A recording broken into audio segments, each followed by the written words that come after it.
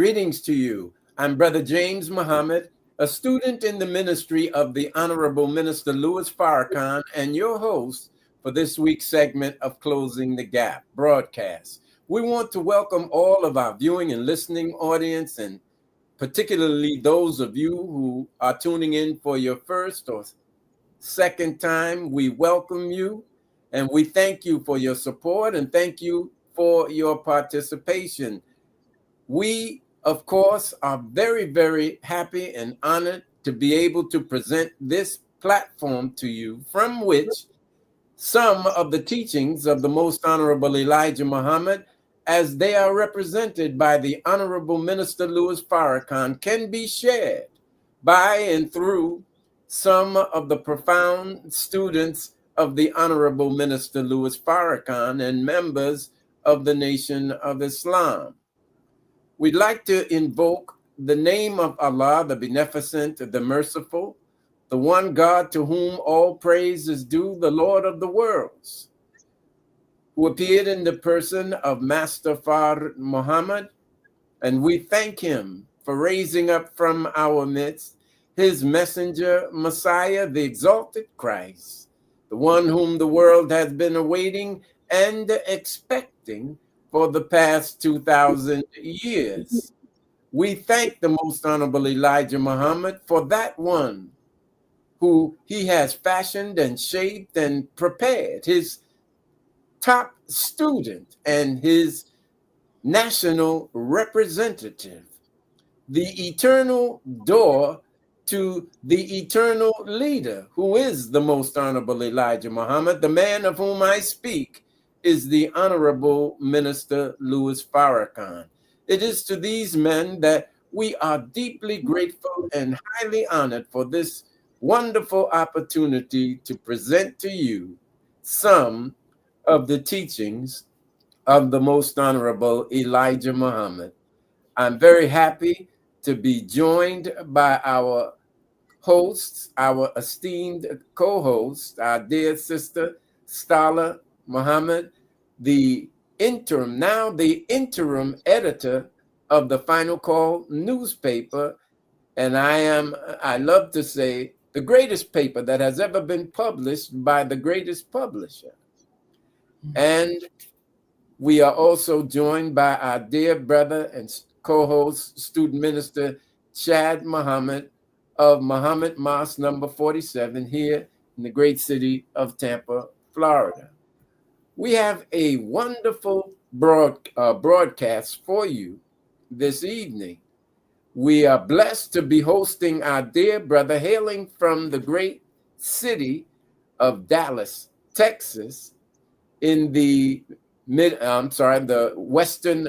southwestern region of the Nation of Islam. We also anticipated that we would be hosting our dear brother, student minister, Dr. Wesley Muhammad, who I just about maybe a half hour or so ago found out that it was a scheduling conflict that resulted from miscommunication, from what I understand. He sends his apologies. He reiterated that he definitely intended to be on, but due to unavoidable circumstances, he cannot.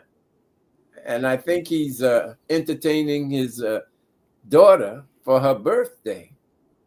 So we want to shout out a happy birthday to our beloved sister on behalf of Closing the Gap broadcast and all of our listening and viewing audience. We want to greet all of you with the greeting words of peace. We say it in the Arabic language, Assalamu alaikum. But here again, we are very, very excited to introduce to you. I'm saying introduce because this is the first time he has appeared on the show, but I'm sure throughout the nation and the world, I can say we want to present to you our dear brother, Brandon J. Muhammad, who is the organizer of a wonderful event that is coming up in Dallas next Saturday, and it's entitled if we could show the flyer, Sister Sheila, we can put that up. The 4th annual Father and Son Conference. Now we're going to be dealing in that conference with the crisis of health where males are concerned. We didn't specify necessarily Black males. However, as they say, if the broader society of whites catch a cold, then Black people usually have pneumonia. In terms of our comparison of how we are affected or ill affected by what affects the general society, we seem to always fare the worst. The subject matter we'll be dealing with is entitled The Male Health Crisis. But then the subtitle formed in a question is, what are they hiding? Now, it's already terrible that our health condition, particularly Black males, is bad. But what compounds the situation is that there's information that could ameliorate or lessen the effect of our bad health, but that information is being hidden from us. And that's what we want to talk about tonight. So we're very happy, Brother Brandon, to have you here. We want to greet you, welcome you on behalf of Closing the Gap with the greeting words of Assalamu alaikum. Wa alaikum salam, sir. Thank you praise be. I'm glad the sound is still there. And I want to open up the mics for our dear sister, Stala Muhammad, who would have a few opening words of welcome to our guests, and also student minister Chad Muhammad. So, assalamu alaikum, Sister Stala. Wa alaikum salam, sir. It is so wonderful to be on another broadcast of Closing the Gap. Excited to see my dear brother Brandon Muhammad. The last time we saw each other was a Savior's Day earlier this year. And of course, I became familiar with our brother when he spent a few years in Chicago, and his children went to Muhammad University of Islam, as did my son. So it's always wonderful to see him. And every time I see the children, well, they're all young adults now, but it's such a pleasure to see them as well. And this is such, as you said, Student Minister James, such a timely and important topic.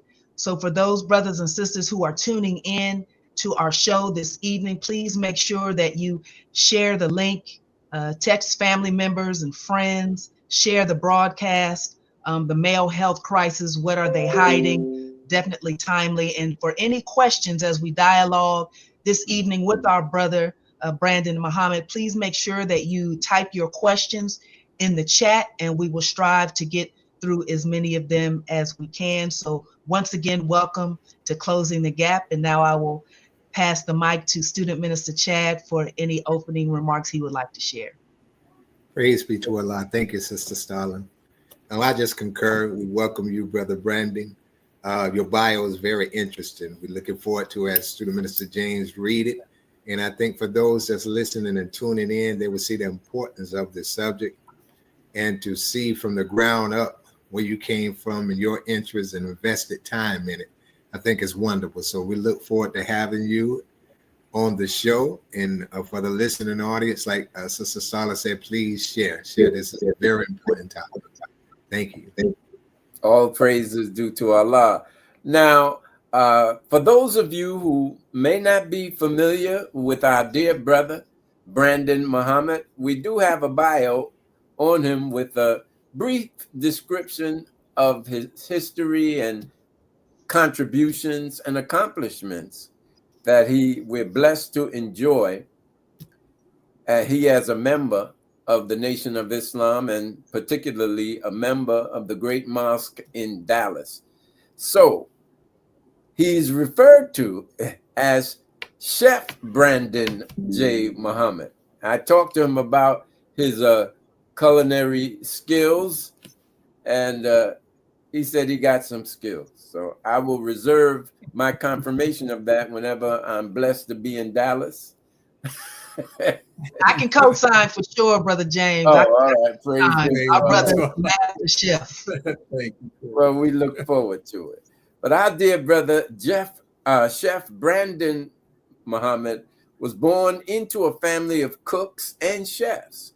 As a third generation follower of the teachings of the Most Honorable Elijah Muhammad, he grew up in a culinary culture that could only be found in the Nation of Islam.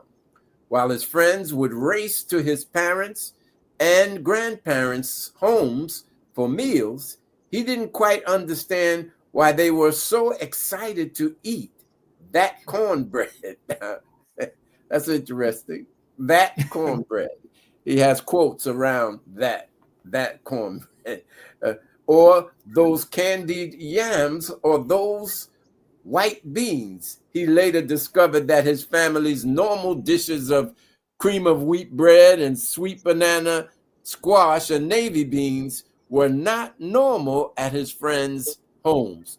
Both of his parents and their families were from the South, presenting a different type of upbringing in the Los Angeles home he grew up in from his friends. There was even a time when his maternal grandparents and 4 of their adult children lived in the same home with him, his sister and his parents. This, he believes, attributed to his desire for strong hospitality and homemade foods. After graduating high school a year early, he went off to Grambling State University on a marching band tuition award. Now that is interesting. Okay. And what instrument did you play, Brother Brandon? I went there actually to play the alto saxophone, but the award came because I graduated high school playing 13 instruments. All praise be to Allah. That was right? then. That was then. All praise is due to Allah. After graduating, I'm sorry, we read that. It wasn't because he had great grades. I shouldn't have read that. That's neither. Whoa. The fact of the matter is, you received the award, brother. I appreciate your humility. I'm gonna pass that up. It was his great gift of music. Heading to college, playing 13 instruments. You know, there's something about the musically inclined believer or black man and woman that the Honorable Minister Louis Farrakhan said that is something special about those brothers and sisters who are inclined to music. There's a certain kind of spirit and rhythm that you have. Yes, all sir. praise is due to Allah. So, heading to college, playing 13 instruments and fulfilling his dream to march in the world-famed Tiger March Band, his mother and uncle drove from Los Angeles to Louisiana to begin his journey, arriving with some clothes, pictures of his friends and family, and a copy of the Message to the Black Man in America and the Holy Quran, gifted to him by his mother. He felt ready. Not so ready to be a scholar, but he was now living in a different world and was ready to find Jaleesa, Whitley, and Denise. Now, of course, you're going to let us know who they are. It only took a few weeks for him to realize they were not there, nor was there sufficient food for a Muslim.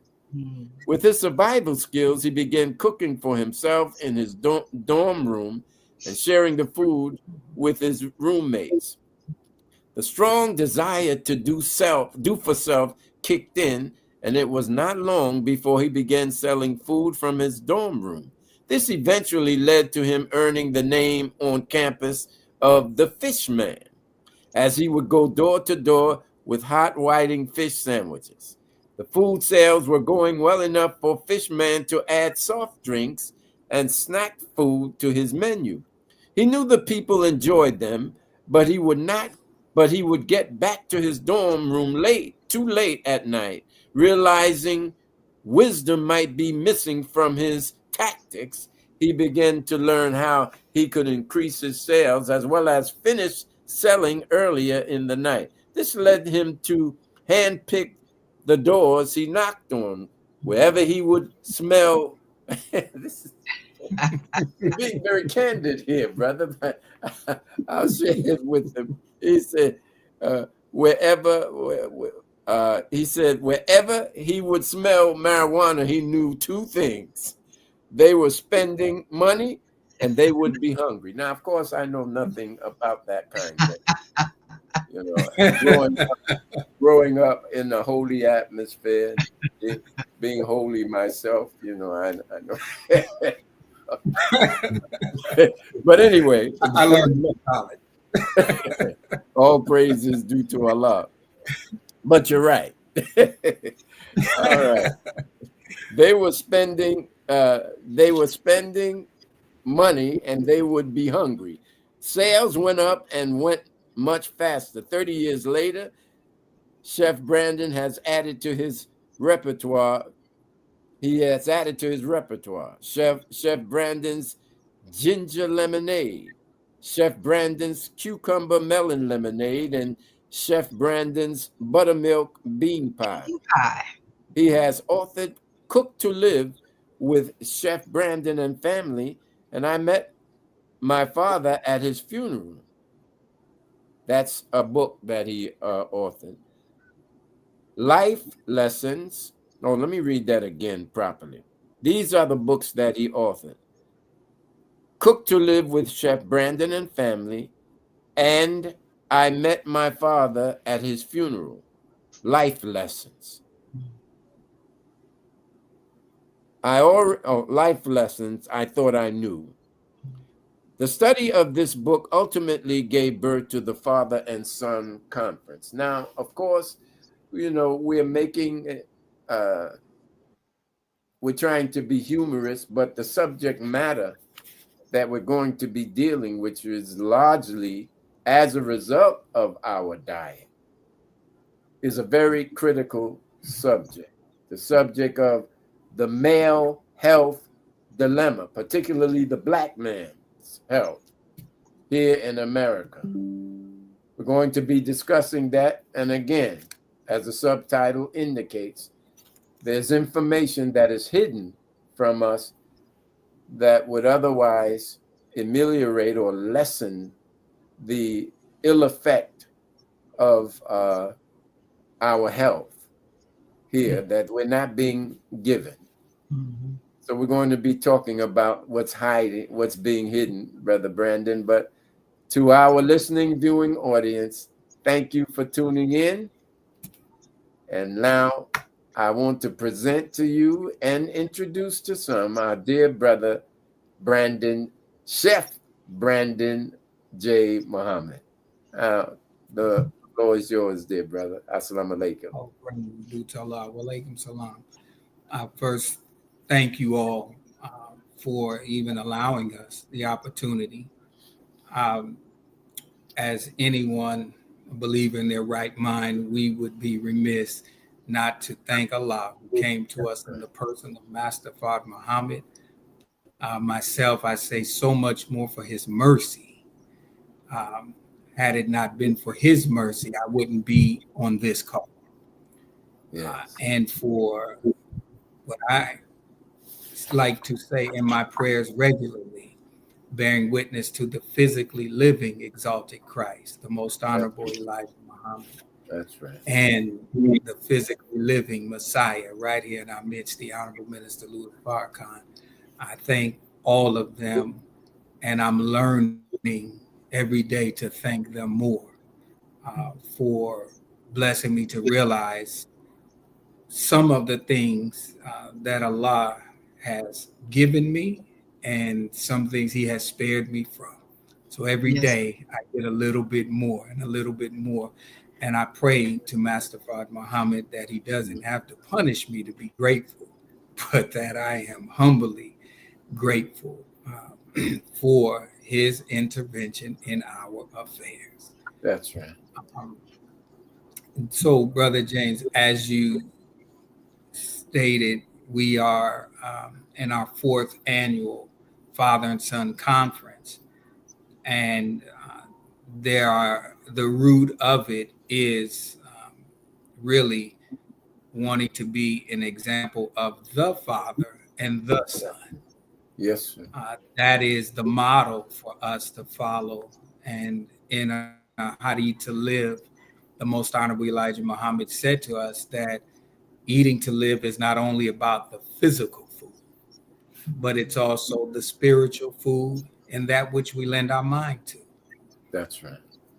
So all of these things that in retrospect, I look at my upbringing with my family, and I look at my children now as adults, and the I can see the good and I can see the bad in all of it. And so as we're taught in the Holy Quran that when all of that good is on us, that it is from Allah, God himself. That's right. He is the one that gives us all the good that we have. And when that misery and that pain, that suffering and that anguish comes, he says, that's from your hands. So those things that we have found ourselves falling victim to, we at times, I have said it and I've heard others say, well, Allah is testing me.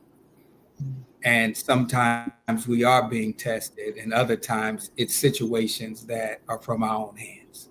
Yes. And so with this conference, we wanted to help rebuild relationships with fathers and sons. I starting with my own 3 sons, rebuild any broken pieces of the relationships and be a better example for them and others. So our very first year, we started out, was very small, and our first initiative was in communication. And all praises due to Allah, our keynote came in live through a live feed, and it was our dear brother, my big brother, Nabah Muhammad. May Allah be pleased. And I figured, based off of conversations, personal conversations, my big brother would give me to help me, and his role in life in communicating the word of Allah to Allah's people. I thought that it was Allah telling me that brother would be good to give us an example of good communication. Mm-hmm. And in that, he went into the communication of his biological father, and what that was like for him, and how he decided he wanted a better relationship with his sons. And he sought guidance directly from the Honorable Minister Louis Farrakhan, and he passed on some of those teachings to us that day. And it was so beautiful. But when it was over, we knew we needed to do more. We needed to do it again. And so our second year, our initiative was in education. And the team, we prayed about it, we talked about it, and we tried to figure out who's going to come and help us as fathers understand the education of our sons today, because it's not the same as when we were in school. And it's not the same as when our parents were in school. Nowadays, the children aren't even taught to write in cursive. Come on. Which is what we had to do as a part of the process to becoming registered members of the Nation of Islam. The beautiful part about it is we had learned to write cursive in school. It made it a little bit easier. And so in that, we invited our dear brother Shahid, the math doctor, Muhammad, and his beautiful wife. I call her the math teacher, and but she's much more than Mr. Shahid Muhammad. I love that brother and my sister so much, but they presented to the fathers something about education that we had been missing. And it was pointed out to us that some of our broken relationships with our boys were breaking at school over education. and fathers weren't understanding why the son was behaving a certain way, because in our mind, we know what school is. So based off of our experience and our male ego, and now we're challenging a smaller male ego and their genuine experiences. And so relationships between fathers and sons, we found out, began to split as early as 8 and 9 years old. That is early for a young man. When you look up, he's 28 and realizes that for 20 years he's had barely any relationship with his father. And now he's looking at my daughters and your daughters and our nieces. And so we saw this thing even bigger. Sister Shahida had us in tears with an exercise she did. Big husky brothers were crying. But we were crying for some of the brothers because we felt bad. And she showed us in an exercise that many of our sons do not trust us. So it doesn't matter what we say about education or anything else, they don't trust us. And she showed us why. And also giving us tips and tools to help us rebuild the trust. And so in our third year, we knew we had to keep going. We said, we're on to something here. More people showed up the second year. More people showed up the third year. And our third year, we wanted, we're looking at the Black community in general, as well as in the mosque. And so our third year, we invited, it was something I was told was unheard of. And I was told, that'll never happen. And we invited 2 special keynote speakers. And that was none other than our South Best regional minister, Minister Abdul Halim Muhammad, and the Southern regional minister, Abdul Sharif Muhammad. And last year, the conference was, we spelled it out, MEN, which stood for maintainers, entrepreneurs, and the necessity in the home. And the question we were asking is, who's making men? Who's making maintainers? Who's making entrepreneurs? And who's making us know that we are necessary in the home? Well, in my now coming into 35 years of being in the nation, I knew the hardest driving entrepreneur that I had experience with was our Southern Regional Minister, Abdul Sharif Muhammad, and particularly when he was our Supreme Captain. And there was a certain energy that I knew the younger believers who had not experienced, they weren't familiar with. In that, accountability and accountability was pressed heavily upon us to be accountable and to have faith in God. And so what we began to learn from last year was that there are gaps that have to be closed between the generations of fathers and sons. And some of it is because the fathers were no longer being accountable for what we raised our hands and pledged and gave our word to at the Million Man March. That's right. So our sons who weren't present don't see it in us anymore. We did not continue on with the fight of training ourselves and conditioning ourselves to meet and overcome the obstacles so that our sons could see that. So we look at the generations and want to know, why do they want to go get jobs? Why don't they want to work for themselves? Why do they believe that the income should be split 50-50 with their wives? Why do they believe that they are optional in the relationship, in the child's life, that they're optional as a husband? Well, that's an option. And so now we're in the generation of shacking up again. That's a good point. And so it was pointed out to us because the generations prior to did not remain consistent. And we're reaching back now, like the Sankofa, we're reaching back to get what we had to bring it back into this generation. And so last year we began working on this year, the 4th annual Father and Son Conference, looking older and dying younger. And so we know that there's a need for a healthy living. And as we began working on it, we didn't know where we were going, but we never stopped. We kept working, we kept working, we kept working. And we reached out to guests that we thought would be great to keynote.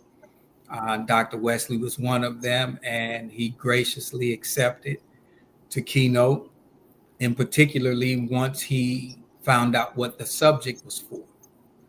And in talking to him, he said to me that it wasn't really hard for him to say yes, because unbeknownst to myself and our team, he had already been given an assignment that delves into the very thing that we wanted this conference to focus on. And he saw this as an opportunity here at the conference for me to share part of my assignment.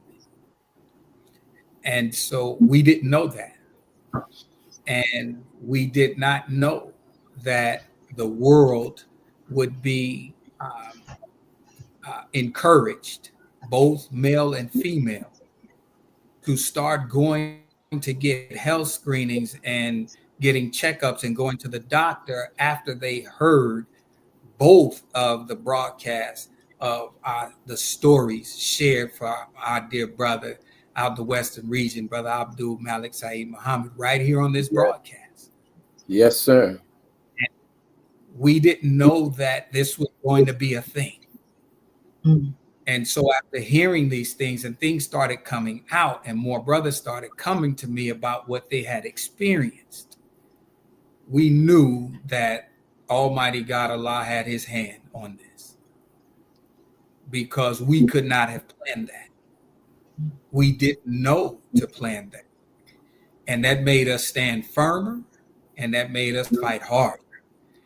And so we're here now. And I thank you all for having me. And I won't go any further if you want me to have questions for me about this conference. Yes, sir. Thank you, Brother Brandon. Praise be to God. Certainly, we're going to turn the show over to our dear sister Starla and our brother, Student Minister Chad. I just want to share with us some of the alarming statistics that we have unearthed in preparation for this interview regarding the disparity, if you will, and the differences between our health condition and the condition of the broader society of whites and, of course, other ethnicities. What I learned is really, really alarming in terms of chronic conditions and risk factors among us among us adults, what is referred to as non-Hispanic Black adults. We have higher prevalence of one or more chronic conditions, 86.4%, and two or more, 58.5% compared to other groups. Prostate cancer, hypertension, obesity, gaps. And of course, this is for the reasons of our diet, number one. But what I'm intrigued to engage you in is the revelation of what they and the they here we have to identify are hiding as regards our health. Cardiovascular disease, hypertension is historically higher in blacks, particularly black men, 42% versus 31%. Cancer in black men we have the highest prostate cancer death rate among other ethnic groups, more than double that of white men. And so I think this theme, Father-Son Conference, is excellent and apropos because this dilemma seems to be generational. We don't improve. In fact, we get worse. So a Father-Son Conference with the theme of focusing on our health, particularly as Black men, I think is an excellent initiative, much needed, very necessary. So I want to turn the show over to our dear sister Stala, and we can proceed. Of course, as you know, this is an interactive show. We have an audience that wants to engage you in conversation via comments and questions. But Sister Stala perhaps has a question or comment she'd like to make. So we're going to extend her the opportunity to do that at this time, and then Brother Chad. Yes, sir. Thank you, Student Minister James.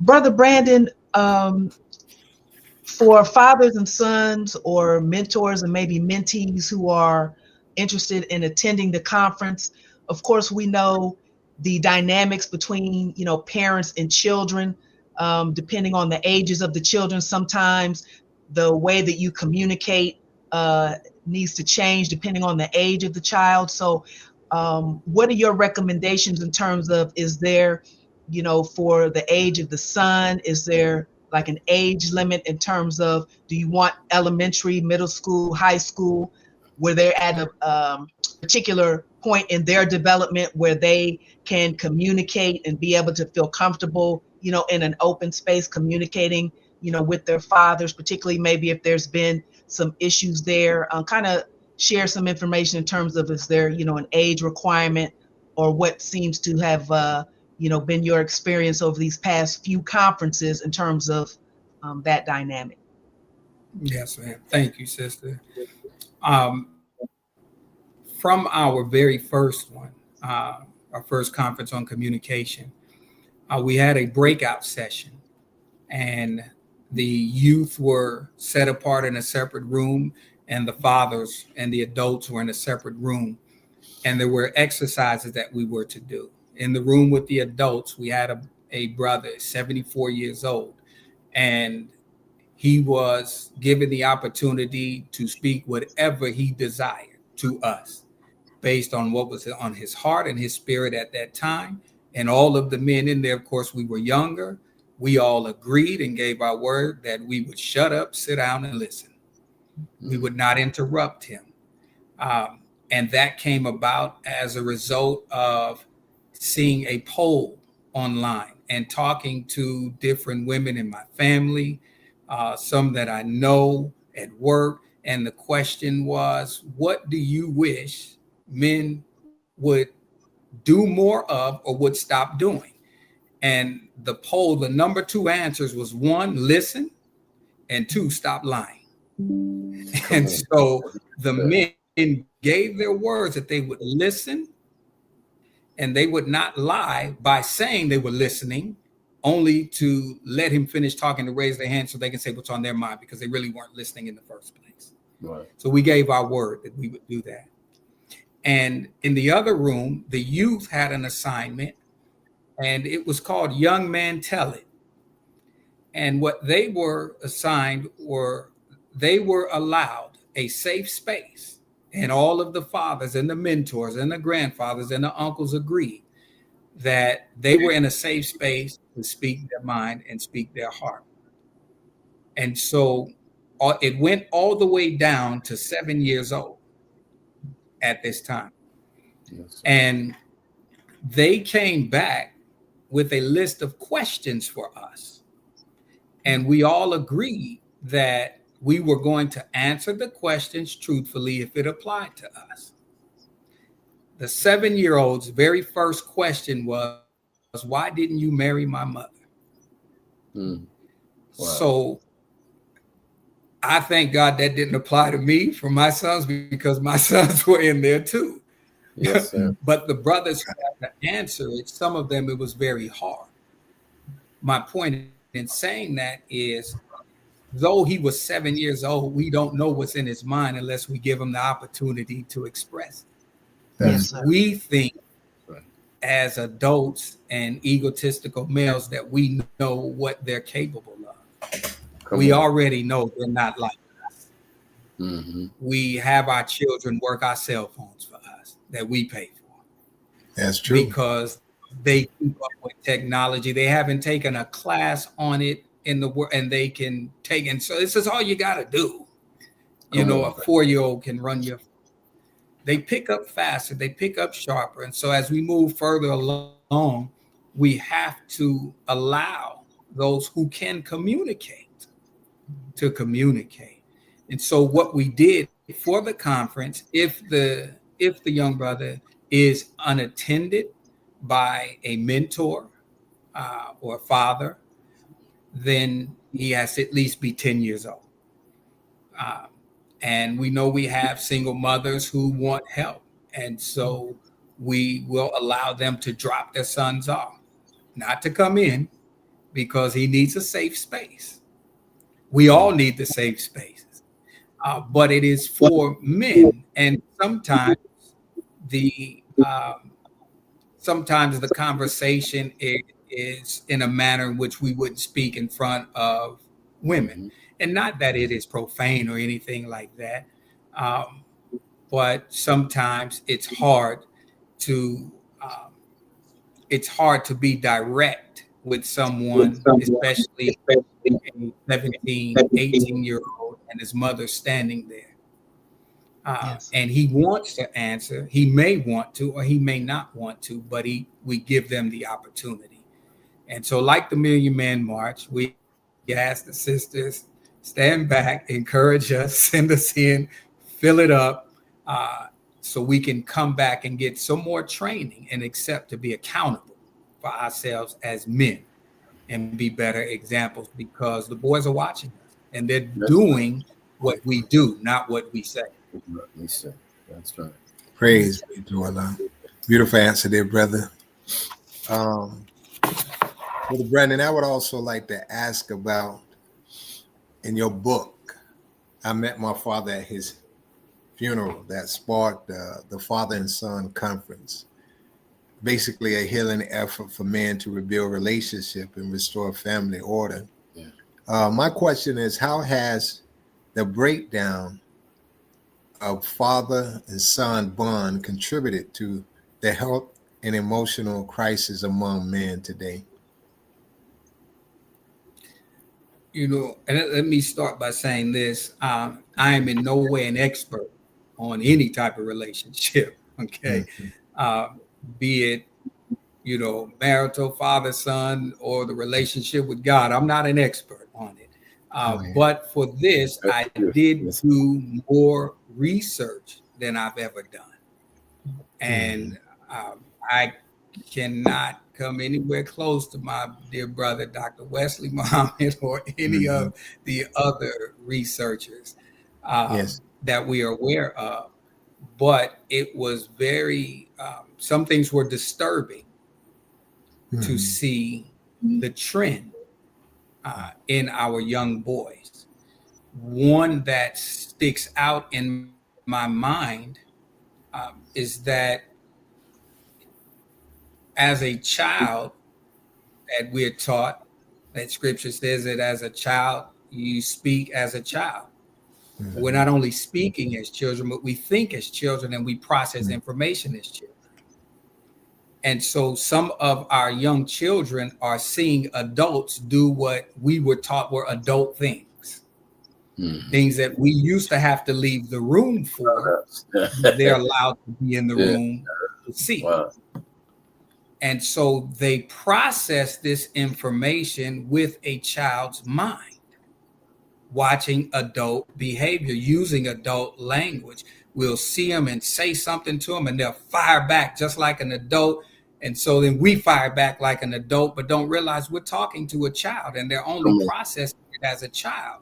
They're just mimicking what they've seen. And one of the more disturbing things was that young boys have witnessed grown men and grown women or older people involved in sexual behaviors. Come on. And so these young boys process the information as young boys. And we're finding a spike and a rise in bisexual and homosexual relationships in the homes of those who are said to be heterosexual marriages.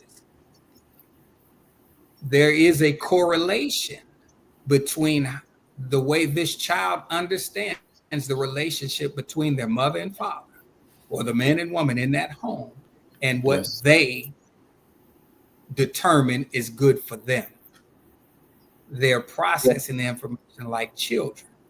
And so we don't communicate properly. We don't shield certain things like we used to. And so one thing, there was a father who that I know who found out later on, I believe his son was in high school, and his son told him that he was gay and he was homosexual, and it almost ended their relationship. And it wasn't until the young man became an adult that he told his father that he saw his father cheating on his mother. Wow. The stress that's on the young man makes him anxious. It makes him, it brings grief, it brings anxiety. And oftentimes these children are diagnosed in schools as special education. So while they're at school, they're being treated a certain way, and no one really knows that he's hurting because he wants to tell his mother what he saw his father do. Wow. And he starts making decisions. This conference and all of them has always been at the core for men to take responsibility and accountability for our actions and everything that falls out from it.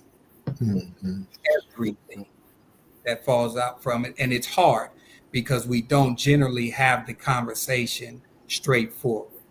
Yes, sir. True indeed. Yes, sir. Thank you, dear brother. Absolutely. Brother Brandon, we have a question from someone in our audience. I will place the question on the screen. And this is from Sistar. And she says, Assalamu alaikum. I unfortunately lost my brother a few months ago. It came as a complete shock because I didn't know he had any health issues. Why are men reluctant to discuss their health issues? And what would, she continued on another, and what would you say to those who are reluctant? From our research, the team, our conversations I've had with Dr. Wesley, the first thing I would say, as simply as it sounds, but it's really the truth, stop. Stop being reluctant. Stop. We understand.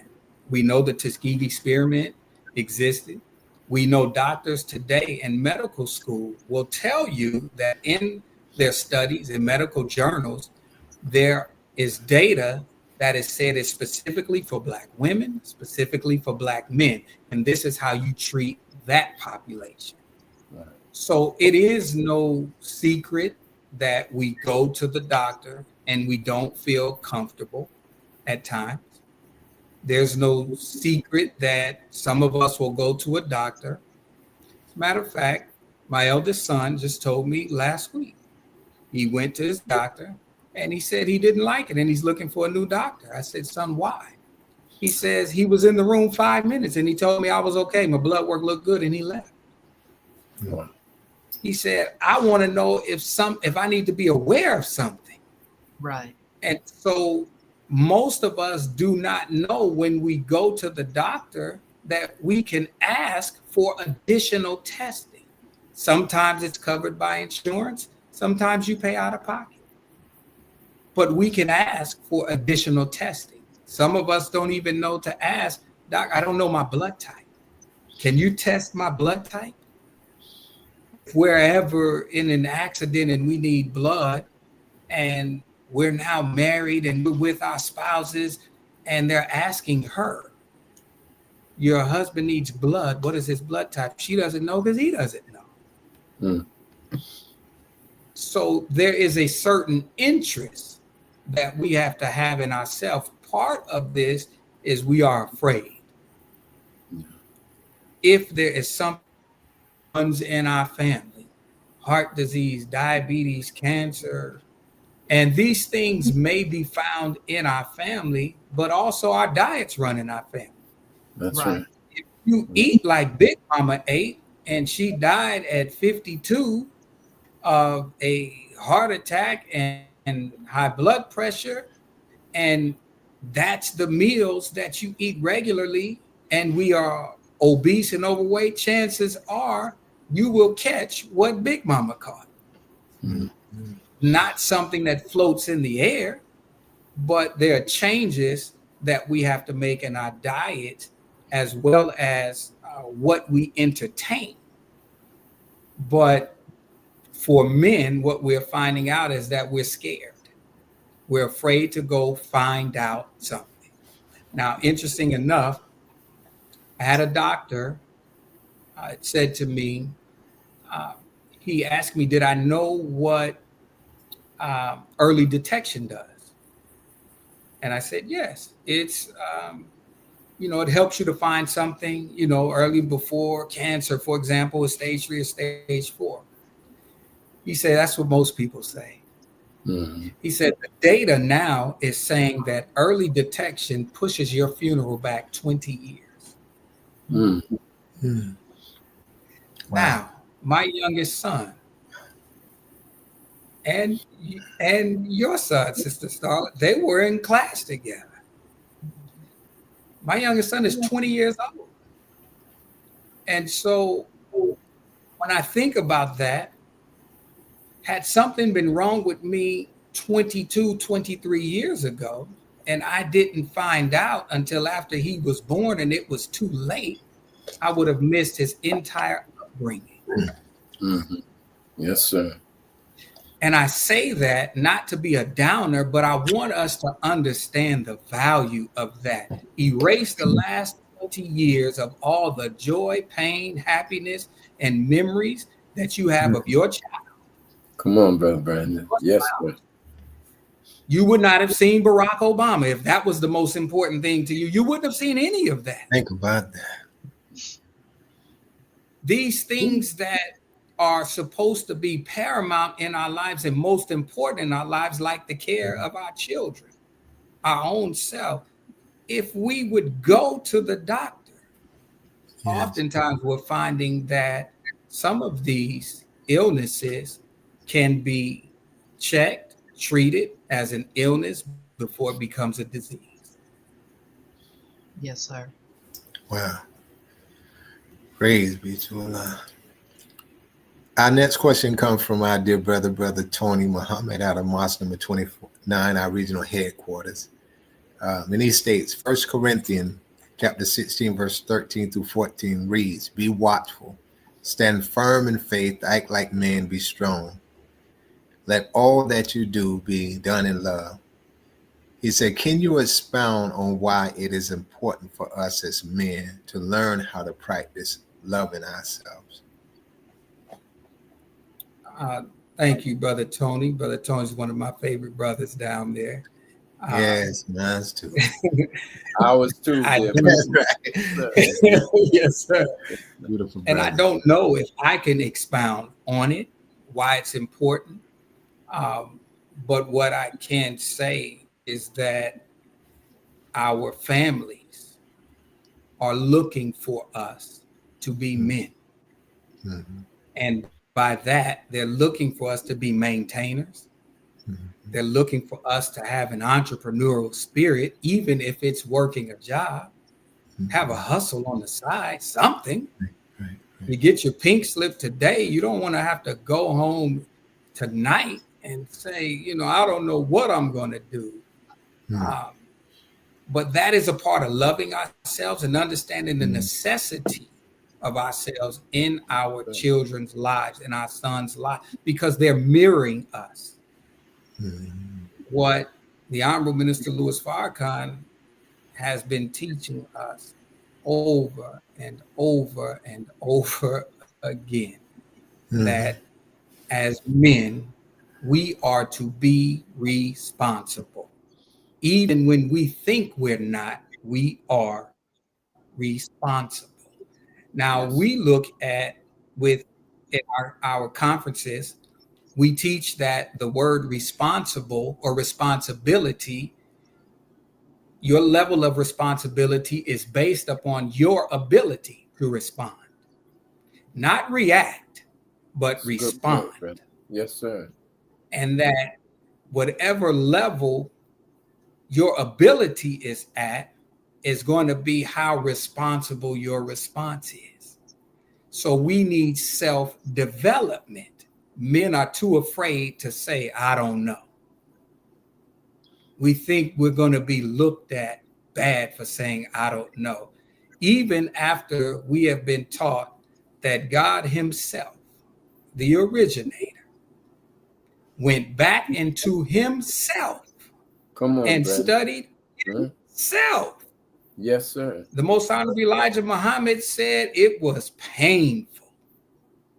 We don't want to come face to face with what's in us, the real us. And when he went in himself, he found a second self. And the Honorable Elijah Muhammad said that first there was motion, the first law of nature. Then he said order. We are too doggone arrogant and insecure to ask a woman. Ask her, for she knows all about you, even when you're hiding. That's right. That's right. That is a part of loving myself.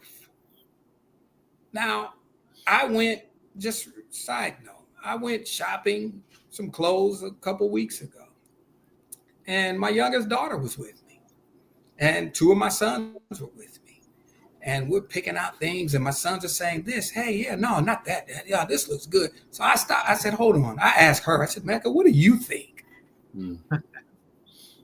And she told me if it looked good. If it didn't, she gave me that look to let me know, put that back.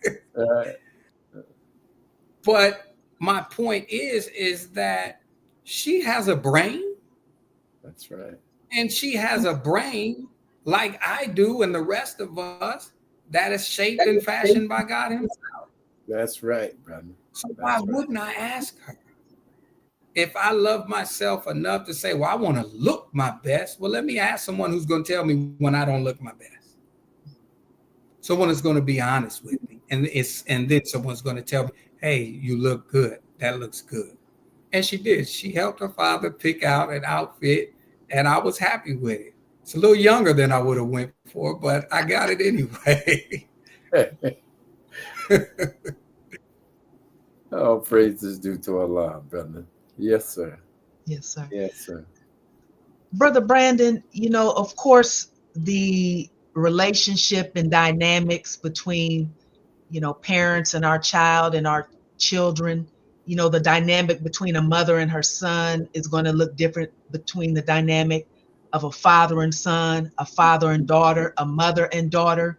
So with your conference, as an outsider, as a sister, as a woman, looking at the dynamic sometimes that exists between fathers and sons, many, I think, men grew up during a time where they were taught that, to show, to say, I love you to their son, or maybe to hug their son, you're teaching him to be soft, or I have to teach him how to be a man. So sometimes maybe a young son may not feel comfortable being vulnerable in front of his dad, because maybe the father is just like, boys don't cry and things of that nature. Can you talk a little bit about, again, that father-son relationship and how to kind of balance, or that balance that maybe men can find when dealing with their son, to let them know, hey, son, you can be vulnerable with me. It's okay to, to hug your son, to tell him I love him, that's not teaching him to be soft. I hope you understand what I'm trying to Yes, ma'am. say. Yes, and ma'am. then do you have at the conferences a session where, you know, you talk with the sons and the fathers about how they can be more vulnerable with one another and it's not them being soft? Yes, ma'am. No, you know, you're absolutely right. And we learned this from our dear sister Shahida at our second annual Father and Son Conference, that our sons don't trust us because we don't allow them to do that. That they don't even trust us enough to tell us they don't trust us. Now, if my son doesn't believe that he can come and tell me he disagrees with my point of view, that he has processed the information a little bit differently, that he wants to make a decision for himself that I've been making for him. If he doesn't want to do that, he's not going to do it. You can't make him do it. No one can make him do it.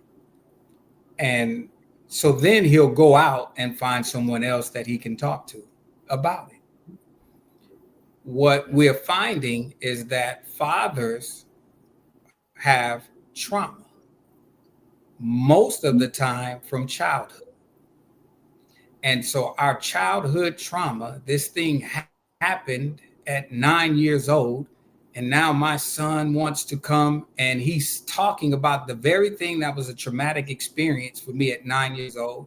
But I'm the authority. So I said, no. But Dad, I said no. And like a 9-year-old, I take my ball and run. So nobody plays because I'm still 9 years old in that trauma. It goes back to men having to be responsible and accountable for our own healing. We have to go back to that.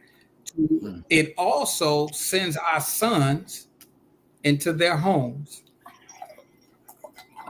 we're seeing marriage happen. And some of the sisters are saying that the husband just isn't affectionate enough.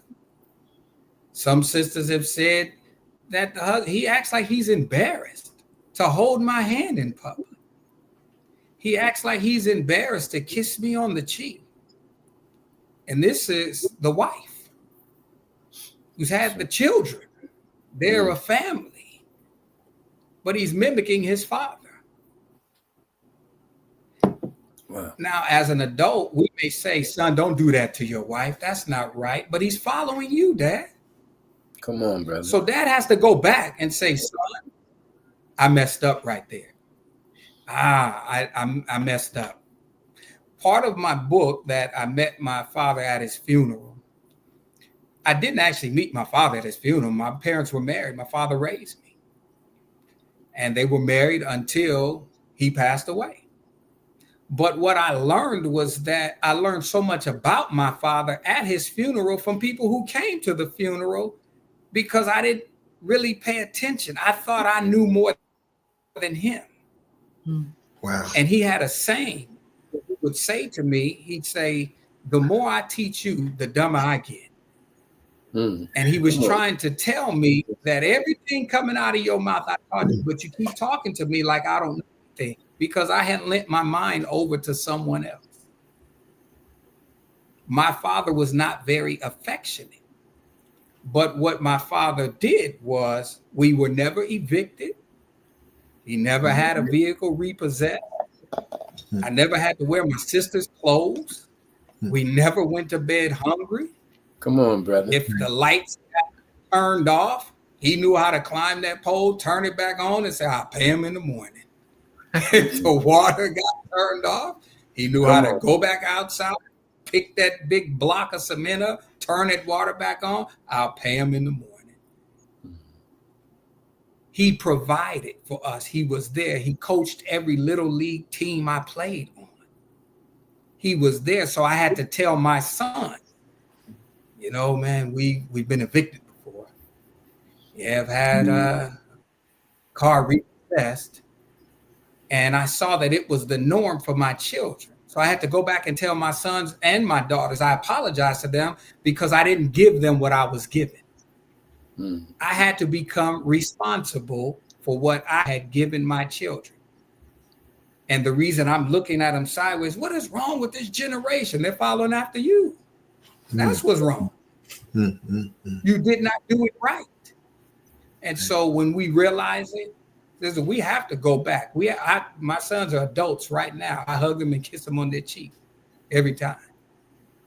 They're not ashamed. They're not afraid. They're not embarrassed anymore.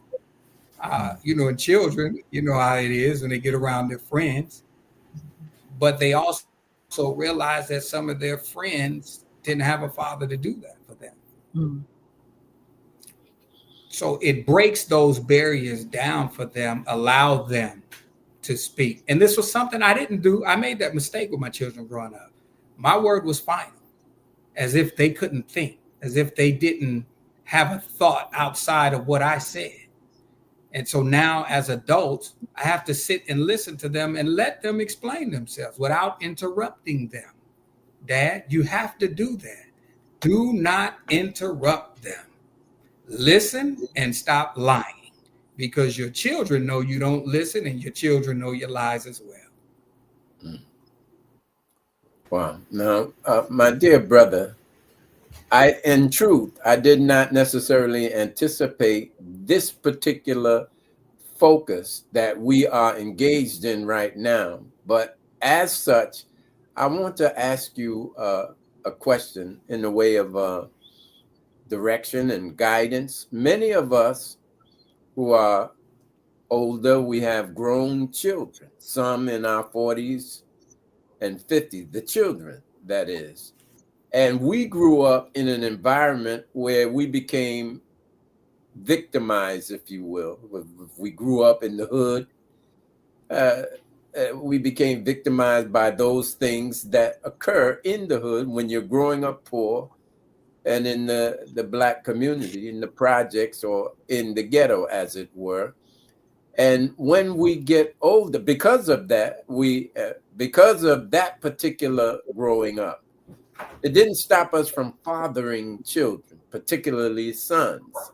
And as a result of that condition, we neglected them. And so they grew up without our intervention, without our guidance. But at some point, we grew up. At some point, we were reformed, whether we engaged, say, for an example, coming to the Nation of Islam. We changed, we reformed, you see. Yes. But still, the children are suffering from that lack of attention and that neglect all of those years. Could you speak to that condition and how the steps that we could take to heal that rift or that condition that has developed in our children as it relates to us who are fathers and unfortunately grew up that way and as a result neglected our children? What are some of the steps that we could take to heal the relationship? I would say this, and I'll speak for myself. What I began to do was to be honest. Our children have memories, they have brains, they have life experiences. Those of us with adult children, sometimes my children will tell me, Daddy, you did this and we did this and you said no and I didn't say no. And they would say, yes, you did. They all remember the experience, but I don't remember. Mm-hmm. That may be lighthearted at that moment, but what don't I remember that was very traumatic for them? We have to be honest with them and give them the freedom to speak their heart. We were given guidance by the Honorable Minister Louis Farrakhan to use as a tool to help us Dianetics auditing. That's right. And we know the auditor listens. I had a conversation with an auditor a few days ago, and I said, why do you think we don't have more auditors. Come on, brother. And the brother said, we have a lot of sisters that are auditors, and we laughed, and I said, because we don't listen. He said, brother, you can't even train some of us to listen. We won't get past the fear of going inside of ourselves, bringing order to that motion that we've been in. We've been out of order in motion. Of course, the community, the neighborhood, the circumstances, these things will produce a certain spirit. Yeah. I was listening to Bob Marley. I'm a Bob Marley fan, and I was listening to him a couple of days ago. And on the radio, it's a song he has. He says, a hungry man is an angry man. Mm-hmm. Our people are hungry. Yes, sir. They're watching television, and they're seeing these families on Thanksgiving with these big, juicy looking turkeys, and they have top ramen in their cabinets. Mm. They're not just hungry for food because they'll eat something that fills them up, but they're hungry for a certain type of way that they want to live. And it used to be in our homes, in the community, the father, the man, the elder brother went out and made that happen. But we got inconsistent. We got a little soft, and it doesn't negate the enemy infiltrating the community and the strong father. That happens. But we got away from that. And like I said earlier, we get into this. Well, when I get married, we splitting the bills 50-50. I even had a brother say to me, I said, brother, I believe that as men, not that I've been capable of it, but it is a very strong desire for me. But as men and fathers, that we are to be 100% financially responsible for the home, period. The brother said to me, well, the minister said that nowadays it takes 2 incomes. I said, yes, sir, brother. I heard that. I said, brother, but he did not say she had to go get one. I said, why are you, and pardon my language, but I said, why are you so damn lazy? What happened to, well, I'm going to go get a part-time job, or I'm going to sell these items on the side to bring them. What happened to that? What happened to budgeting? My father was very good at budgeting. My mother wasn't. I sided with my mother, so I didn't become good at budgeting. So I suffered. My children suffered because their mother would let me lead with my bad budgeting. And so this is me having to go back and say, son, I didn't do that right. I'm sorry. I messed up on that.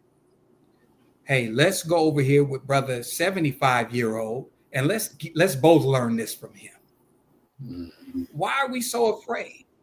Come on, brother. To be on the same level with our children, and we want them to be better and greater than us. The Honorable Elijah Muhammad said that integration was a trick played on us.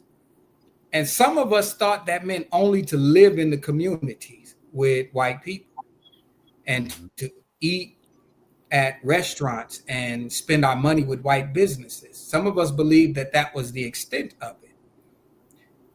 But going to college, getting an education so you can get a job at Microsoft and all of these major companies is a trick, thinking that you're going to integrate that company and run it. You're going to the mailroom with your bachelor's degree. Come on. You're going to answer phones with your bachelor's degree. Not because you aren't worth more, but because even the enemy knows that this education isn't worth more. So then our children don't want those jobs. And we didn't leave anything for them. My children have gone to college. They've graduated. I did not have an office building or a school for my daughter to teach in. I did not have a business for my son to run. I did not have an office building that my son can work in the community with the politicians and the international I knew that's what they were going to school for, but I didn't have that ready for them when they came out. We have to take responsibility for that. Yes, sir. So now we're playing catch up. And I don't want us to think it's not a beat up session, brothers, but look at it like this. If you have to catch a bus and you have to get to work, and you know the bus comes in 5 minutes. If you run, you can make it in 3. Brother, just run. You got the information. You didn't miss the bus. That's if right. You're still alive, you're hearing the message, go, run, catch up. Yes. You're not beat up. You still got time. When you don't have time is when you miss the bus. Yes. And oftentimes for us is when we're in the hospital with an illness that the doctors are telling us they can't treat any further. Mm-hmm. Wow. That's great. Yeah. Thank you, dear brother. Absolutely. Absolutely. Thank you for that response. Very briefly, for those of you coming into the program, we are being blessed to host our dear brother Brandon J. Muhammad from the great city of Dallas, Texas. And we are promoting the upcoming event. If we could, Sister Sheila, show that flyer one more time to our viewing and listening audience. The 4th annual Father and Son Conference, which will take place November 15th, 2025, from 10 a.m. to 3 p.m. in the city of Dallas. Of course, our brother is the main organizer, along with the believers and, of course, others in the community of this event. And we are being blessed now with some of what we're going to receive at the conference through our dear brother, Brandon. So thank you. And those of you in the Dallas area, make sure you attend. Make sure you support. I can guarantee you the information that will be dispensed, both in words and spirit, is going to render us better fathers, better sons, better human beings, with a greater sense of responsibility and a greater ability to respond to those obligations, to our children and to our wives, and of course, to our communities. So once again, that's November 16th, the 4th annual Father and Son Conference being held in the city of Dallas. If you're around, as Brother Nuri loves to say when he's talking about an event he's promoting, he says, don't meet me there, beat me there.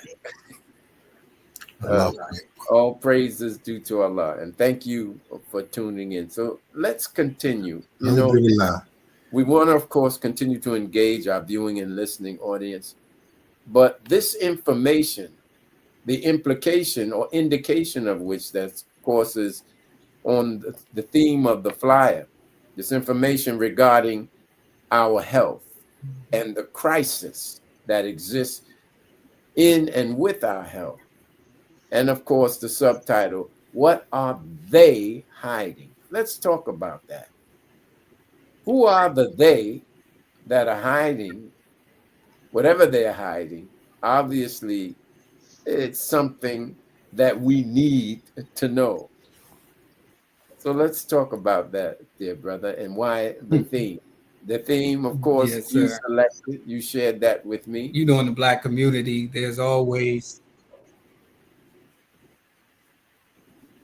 Go ahead, brother. Yes, sir. In our community, you know, there's always they said, you know, they be doing. There's always this they. That's and right. No one truly identifies who they are. Exactly right. Who are the they? Yeah. And it's oftentimes in reference to, depending on who you're talking to, they'll say, well, the government, the white man, some will even blame the internet as if it's a person, but that they speaks to all of us. The sister asked a question earlier. Why don't we go to the doctor? She lost her brother and didn't know until the end. We've got accustomed to hiding things. And sometimes it's out of shame. Sometimes it's out of pain. Sometimes it's out of fear. Most times it's led by fear. And so what we've been finding in the research, that Black people are leading in certain communities all over the United States of America in two major areas. One is divorce, the other's cancer. Yes. And we're finding cancer attacking babies now. Yes, sir. Youth, along with the diabetes and the heart diseases, but the science that isn't presented, you don't see the commercials when they tell you take this pill and they run down all the side effects for this particular condition. Take this pill. Yeah. They never say in most of those commercials that the illness or the condition that the pill is to treat is connected to stress. They do not tell us that it is oftentimes connected to anxiety and its cousin grief. They do not tell us that oftentimes it is affected by the insecurity of living in a poor community. Yes. Some of us get stressed out of having low credit scores. My father used to say, you want to know if a man is a liar, look at his credit score. Yeah. See, you are not. Come on. Yes, we are suffering from our own hands. Come on. But bro. what we don't know is the conditions that we are being led to. It helps to speed up the suffering, the pain, ultimately leading to death. So many of us do not know that it is documented that there's an actual virus that is directly connected to cancer. And this particular virus is often passed through from sexual transmission. Come on, brother. The hard conversations, and this is why this is coming up at the Father and Son Conference, because we're not saying that, all of the women are completely faithful. What we are saying is what we are taught, that if you see a no good woman, she was made no good by no good man. Man, that's right. That's right. So if there are any no good men in the audience, I don't raise your hand, but you can identify your no goodness and your mistreatment, our mistreatment of women. And so the men, we have to have these hard conversations, because some of us have, and the enemy's even changed some of the terminology. It used to be STD growing up. We would call it sexually transmitted diseases. And these are the real hard conversations. Yes. And we don't like to have. And so now they'll say, well, it's not a disease, but it's an infection. So they'll call it an STI instead of an STD. To make you feel better. Okay. Take a pill for the infection, but you're probably going to die from the disease. This is how they approach us. And so if I got a 50-50 chance of going to the doctor to find out that I'm okay or I'm going to die, you might think, well, I don't like those odds. So the men won't go.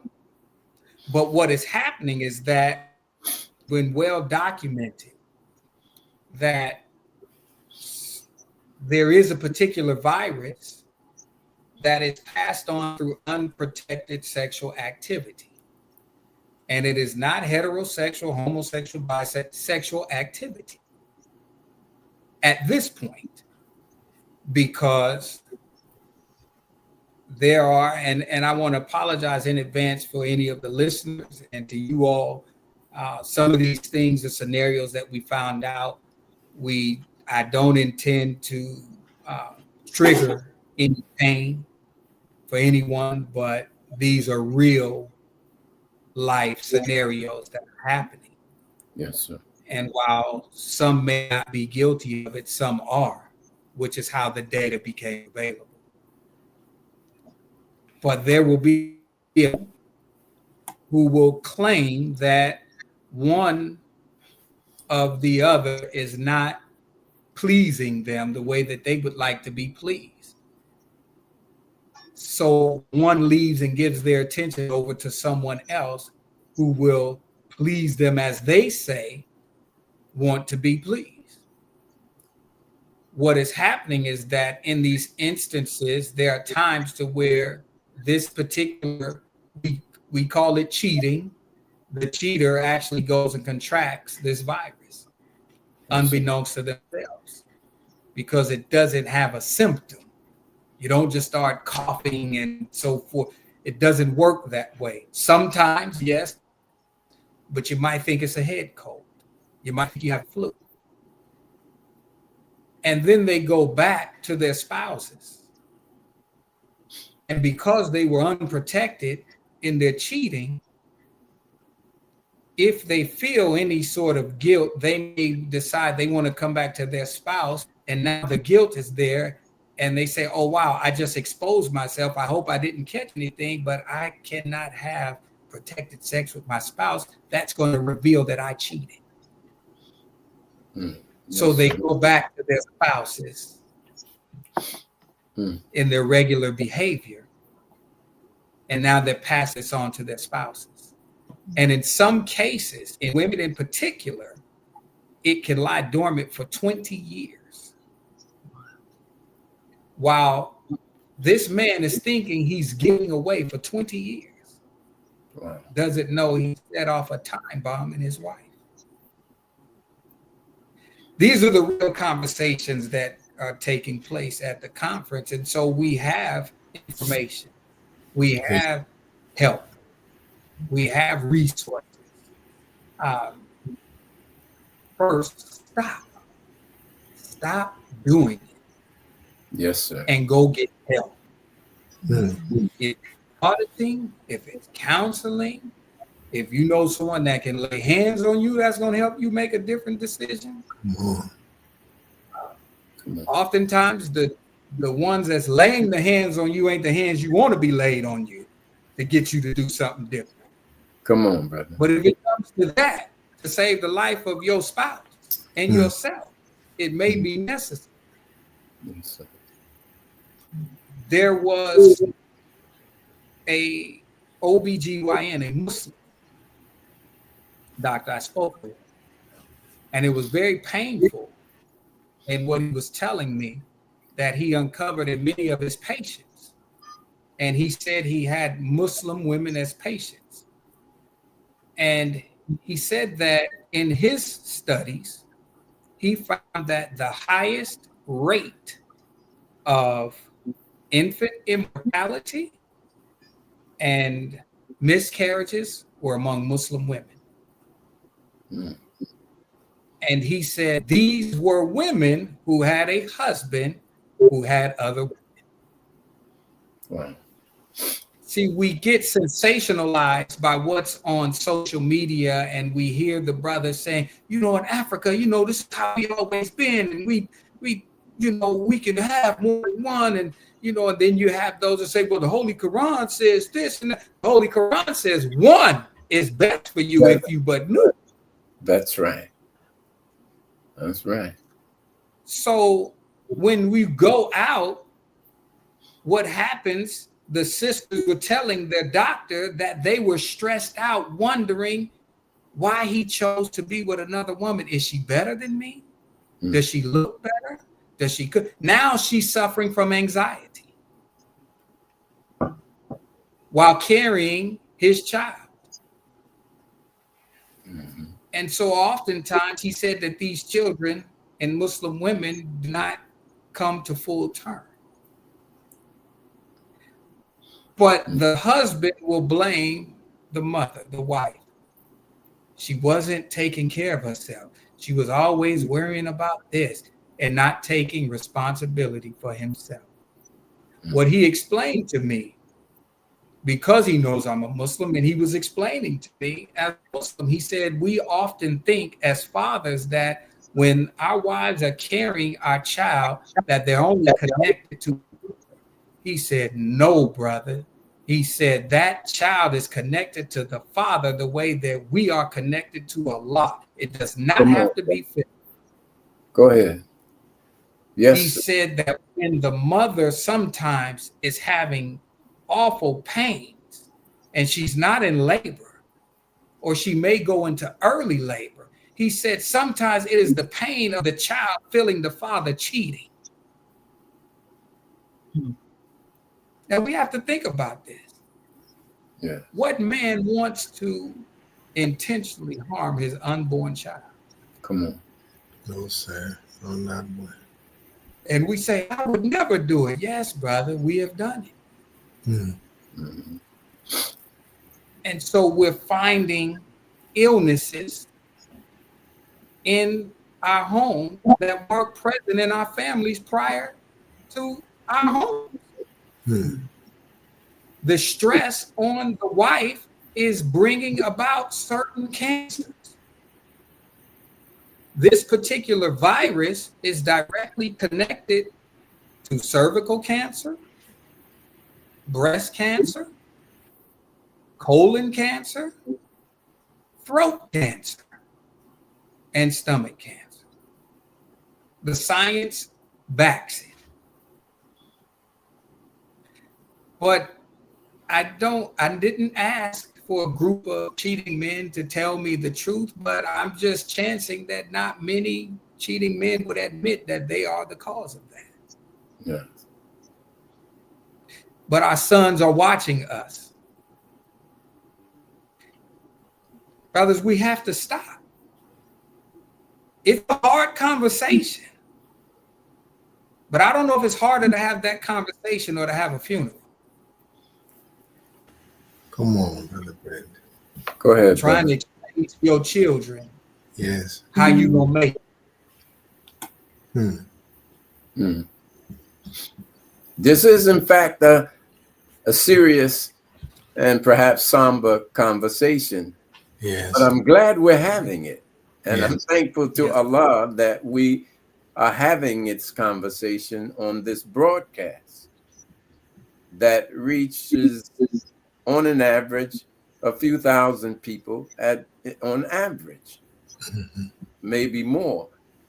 But the root of all of these maladies in terms of health, and I definitely need to have you say a few words regarding these two books, How to Eat to Live, books 1 and 2 by the Most Honorable Elijah Muhammad, because of course, the root of all health, good and bad, is what we eat. That's the physical health. And then, of course, it is what we digest mentally for the mental and spiritual health. So, but we want to talk about the solutions to a better health given to us by the Most Honorable Elijah Muhammad.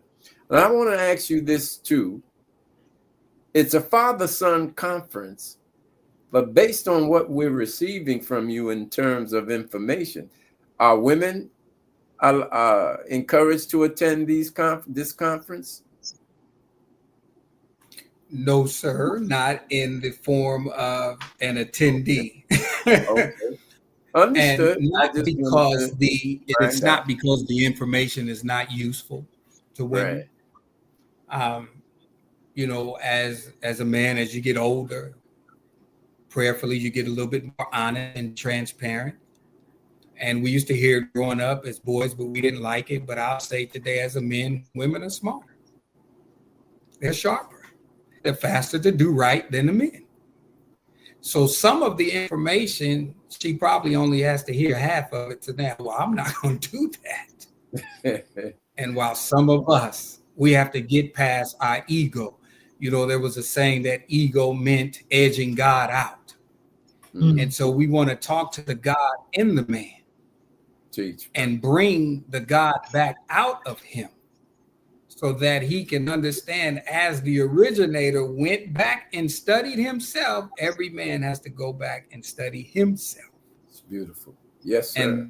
And then we will see prayerfully some of the errors of our ways, and we will correct them. But what we hope and pray is that the brothers leave the conference going back home with a renewed spirit. Excellent. To be better husbands, sons, fathers, uncles, brothers, and protectors of the home. We tend to think sometimes when it comes to health and how to eat to live and eating, that it doesn't fall in the line of protection. It most certainly does. Come on. You know, when you're on the airplane and the flight attendant, before you leave, they give you the safety briefing and they tell you if the mask falls, the oxygen mask, you put yours on first before you help the person next to you. That's right. You know, there was an old gospel song that the Williams brothers would sing. They say, sweep around your own front door before you try to sweep around mine. Come on. We're quick to offer advice to someone in a bad relationship, a bad health, but don't get advised ourselves. Yes, sir. And so the men come and accept the responsibility that everything is not right in their life, not solely because of him, but partially, and to accept his role in what's not right. And oftentimes that could be at home. If there's a family with the children, we learned that the fathers who would go to the parent-teacher conferences for their sons, and that was the only time that they were there, produced a different student than the father that dropped the student off, picked them up, but couldn't make the parent-teacher conference. The father that was more actively involved knew, and his son knew, there was a communication and an agreement. You do your work. I don't want to get any bad reports from you about you. And so, because they have a relationship at a very young age, and this boy knows he can talk to his father. Come on. The point is that our involvement in our sons' lives has to be transparent and has to be honest with them. We tend to forget. I remember with my first child, I got married and I had to move back home with my parents. And I don't know what I had done, but my father didn't speak very direct and hard and rough to me. He would normally do it in a comical way. But when he did do it, it stuck out. Yes, and somewhere along the lines, I forgot my place in the house. And he said to me, he walked up, he said, hey, boy, you in charge of your family. I'm in charge of the house. Mm-hmm. And he walked away. And till this day, I don't know what I did other than to show him that I lost my place in his home. Yes, sir. Thinking because I got a wife and a daughter too, but I'm in his house. Come on, brother. Yes, sir. Huh? There are single parents to where some of these young boys will become adults and their mothers raised them, whatever the circumstance is. And some of them leave the home saying, well, I was the man of the house, since I was 14. And he may have gone out to do things to help his mother and his younger sibling.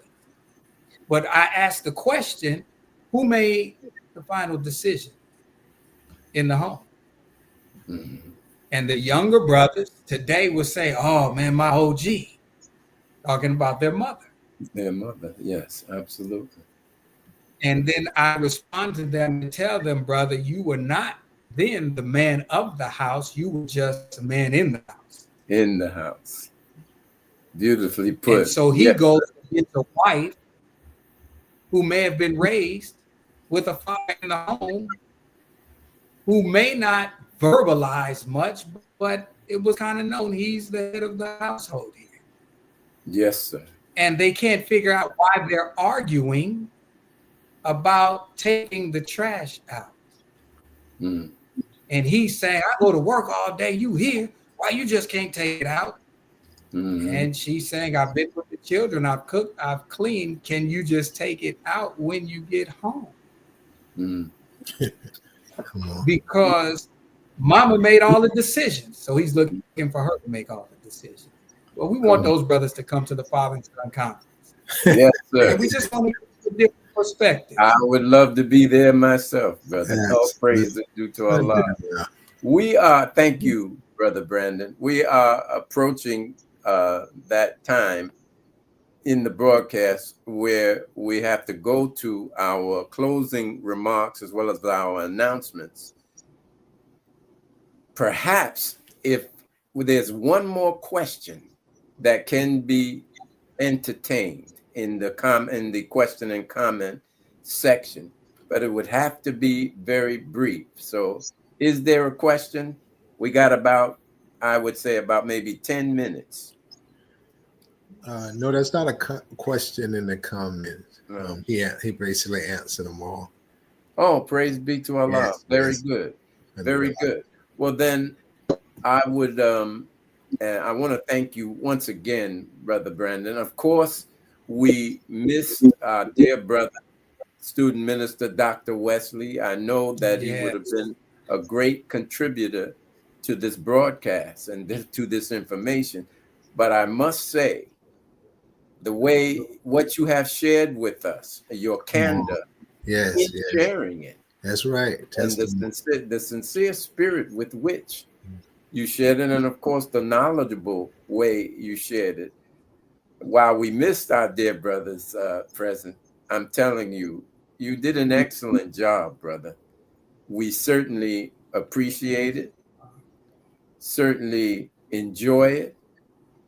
And wow, I really wish I could be at that conference. I really wish so do I. Let's bring that information up one more time so that those who may be viewing from the Dallas area, once again, the 4th annual Father and Son Conference, keynoting that event, of course, was our dear brother, student minister, and Dr. Wesley Muhammad.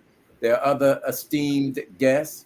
We have our dear brother and doctor who is currently residing in Dallas, but he really belongs to Tampa. Tampa. Brother Dr. Lawrence. Come on, Doc. And Doc, if you're listening, don't get it twisted. We know your body. He already knows. But we have retained your mind and your spirit here in Tampa.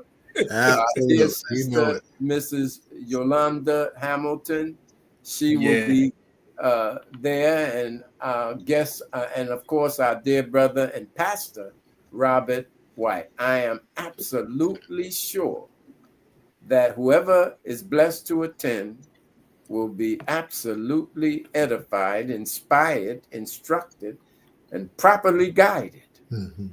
The 4th annual Father and Son Conference. Also, another part of the event, Sister Sheila, if you could post that flyer, this will be the Sunday lecture that will be carried by our dear brother, student minister, Dr. Wesley Muhammad. the time and what must be done. And I believe also there'll be a book writing session, or book signing session, rather. Do we have that flyer? Yes. Dr. Wesley will be signing the many books that he had. I have them all. They're very scholarly works, no question about it.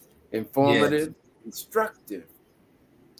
So we'll have a wonderful weekend in Dallas, beginning on Friday the 14th, and then Saturday the 15th, and then Sunday, the main lecture, again, keynoted by our dear brother and Dr. and Minister Wesley Muhammad.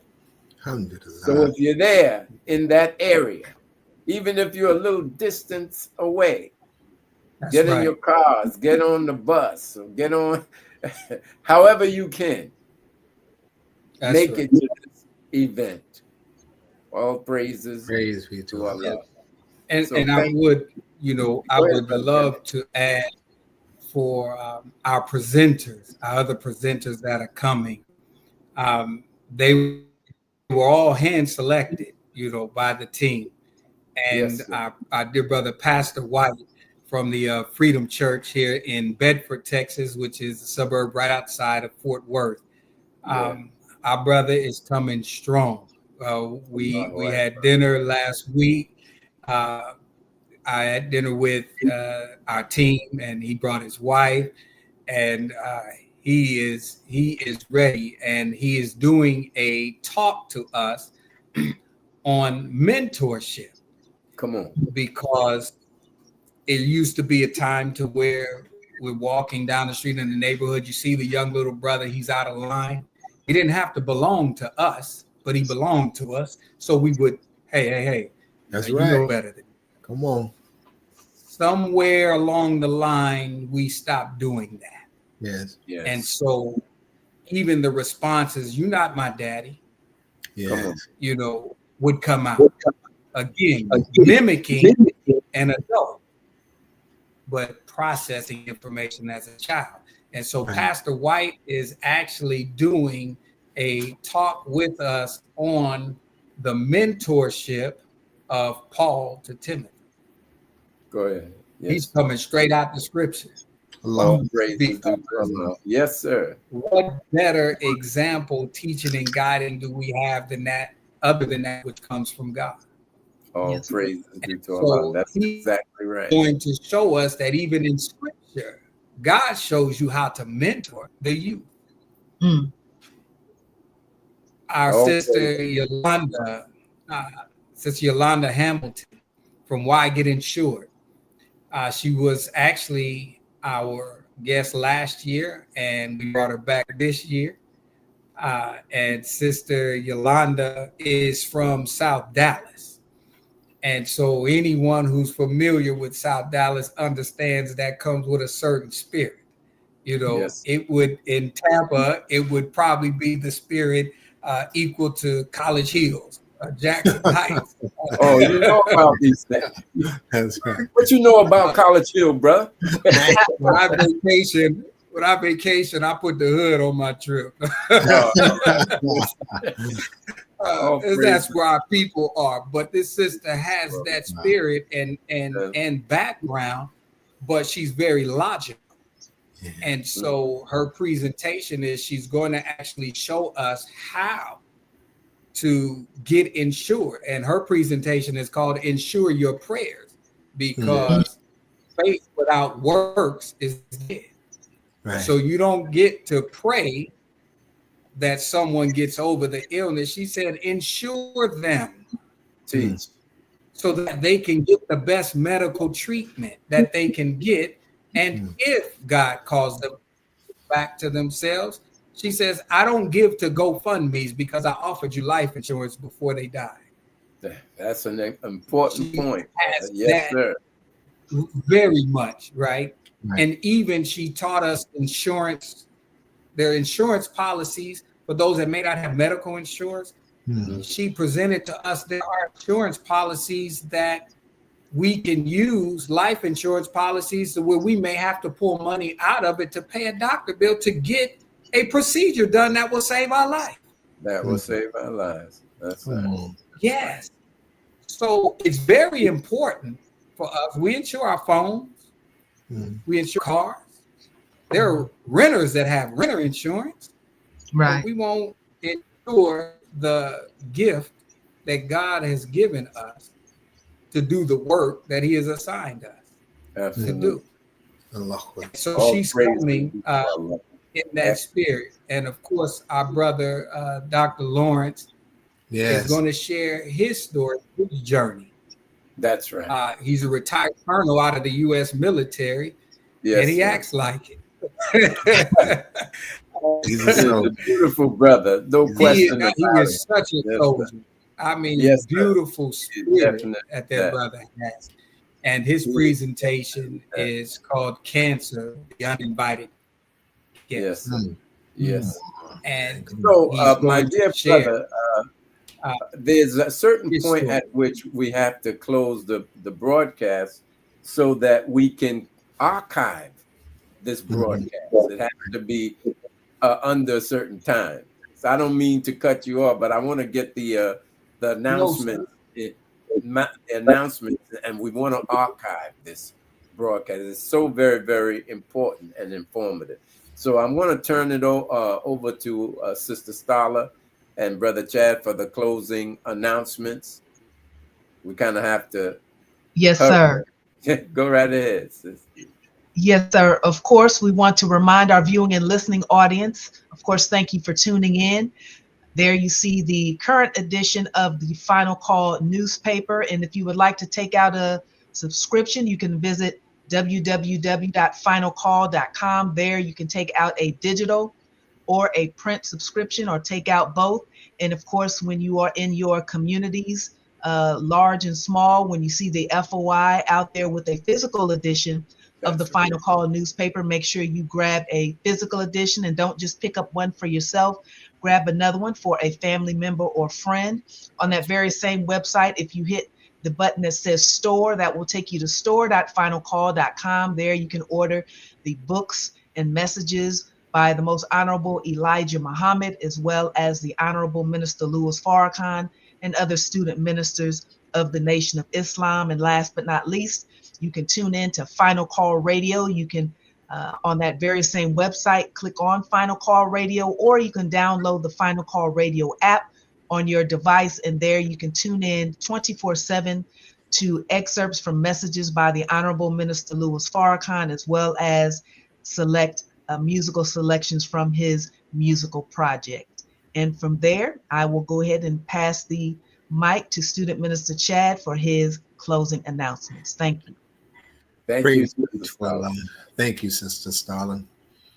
We also want to let everyone know, for those that are tuning in, whether it's your very first or second time, if you believe what you heard to be the truth and it's good for our people, and you want to learn more about the Nation of Islam, we want to encourage you to go to noi.org/join, and you can fill out here the digital form that'll put you on your way to becoming a registered member of the Nation of Islam. We also want to encourage those that if by chance that you are in the Bay Area, Tampa Bay, St. Petersburg, Clearwater, Sarasota, or Bradenton, we want to invite you out this Sunday to hear this important and timely lecture that's titled The Days of Allah God. This is going to be taking place at Muhammad Mosque number 47. That's 7923 Flower Avenue, Tampa, Florida. Come visit us tomorrow. And by chance, if you don't get a chance to make it out to your local study group or your mosque, you can tune in at www.noi.org to hear this timely message, America on the Brink, Anarchy, by Student Minister Ishmael Muhammad, the National Assistant Minister to the Honorable Minister Louis Farrakhan. And last but not least, we also just want to encourage everyone to get ready, for we have something that is coming up next year in the early part, the celebration of the birth anniversary, the founder, Master Fard Muhammad. It's going to be right. Savings Day 26. Huntington Place, Detroit, Michigan, in February the 19th through the 22nd. So please come. All right. Check us out. We thank everybody for tuning in. And then, Brother Brandon, I know we're down to the last minutes, but we did have a request. They want to know, can they have the link to purchase your books, how to cook? So is this the link scrolling at the bottom, or do you have where they can go and purchase it at? Right. They can actually visit the website. They're not on there now. We are actually updating, but the books were out of print. So we're actually doing a revised edition to combine them into one book. And so they will be out along with another. Stay tuned into that website because we do have another pre-order that is coming from the conference. That website also can be used to sponsor youth. There are youth who would like to attend. You can go right on that website and sponsor them. As many as you like. There's some listed, but there's some that are not. So go right ahead. Praises due to yes, Allah. Thank you, Excellent. Excellent. And last but certainly not least, we want to thank all of you for tuning in as you do every week, every Saturday. We thank you for your support, your time, and your attention. We also would like to appeal to you, as there is a financial component of responsibility to put these broadcasts on. We encourage you to help us with your support financially. You can donate to Closing the Gap broadcast via PayPal, and that is Closing the Gap broadcast at gmail.com, or Cash App, which is CTG broadcast, and Zelle as well, Closing the Gap broadcast. Let's type that in once again. It's Closing the Gap broadcast at gmail.com for PayPal, CTG broadcast for Cash App, and again, Closing the Gap broadcast at gmail.com for Zelle. We encourage you and thank you for all of your support. And so until next week, same time, same station, we want to greet you and thank you once again with the greeting words of peace. Assalamu alaikum. Wa alaikum salam.